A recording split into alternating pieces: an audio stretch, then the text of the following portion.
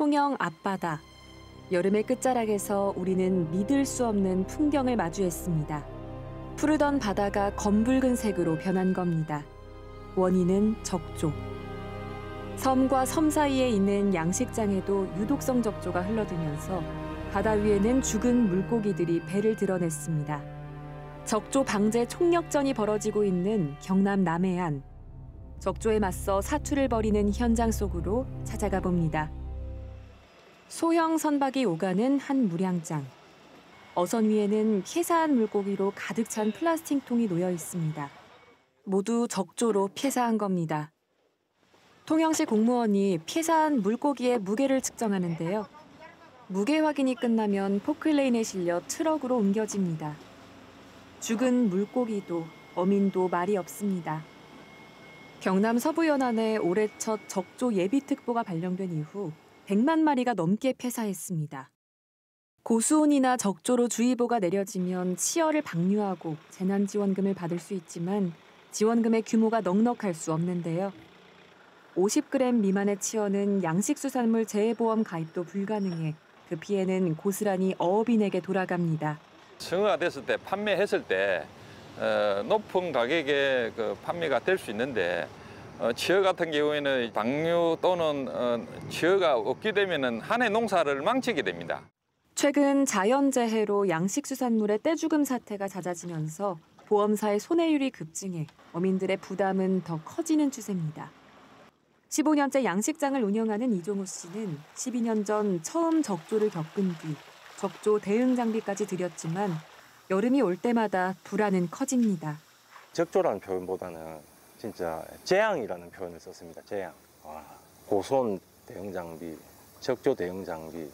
이런 TO가 너무 작아요. 이런 TO를 좀 늘려가지고 피해를 예방하는 게 저는 최우선이라고 생각을 합니다.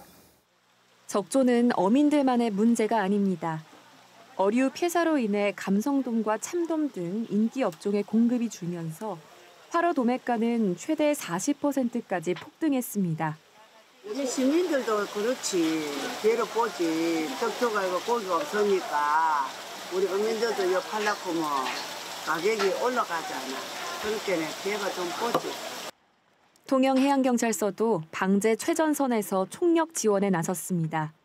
적조주의보가 발령된 직후부터 경비함정과 방제정을 투입해 황토살포부터 예찰 활동까지 수행 중입니다.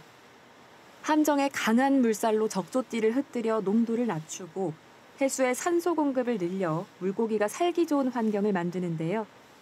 실제 이 작업 이후 적조가 눈에 띄게 줄었습니다.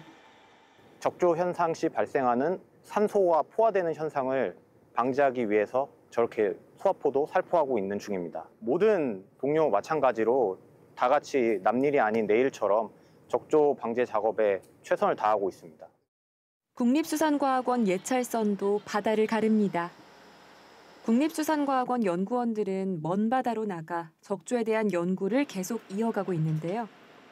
해양환경조사용 최첨단 현장 측정 장비를 이용해 해수와 해저 퇴적물을 채집하고 현장에서 수온과 용존 산소량 등을 실시간으로 측정합니다.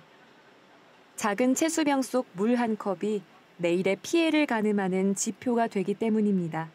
저희는 이제 연구기관이기 때문에 적조가 왜 발생하는지 원인을 밝히고 또한 이런 기후변화에 따라서 앞으로 이제 이런 적조 발생 양상이 계속 바뀌고 있기 때문에 미래에 어떤 적조가 발생하고 잠재 위험이 뭔지 이런 거를 선제적으로 연구하고 있습니다.